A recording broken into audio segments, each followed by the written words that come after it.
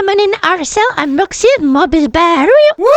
Wah, mobilnya bagus sekali teman-teman. Warnanya kuning. Kita buka plastiknya dulu teman-teman. Kita keluarin semuanya. Kira-kira kalau sudah jadi, mobil ini jadi seperti apa ya teman-teman? Kita keluarin dulu ini roda depannya. Ada setirnya juga ternyata teman-teman. Terus roda belakangnya ini. Gak lupa juga kita keluarin juga baknya. Langsung aja teman-teman, kita pasang, kita rakit semua. Ini Arsel dengan papa lagi pasang roda depan. Ternyata setirnya ada teloletnya teman-teman. Dengerin deh.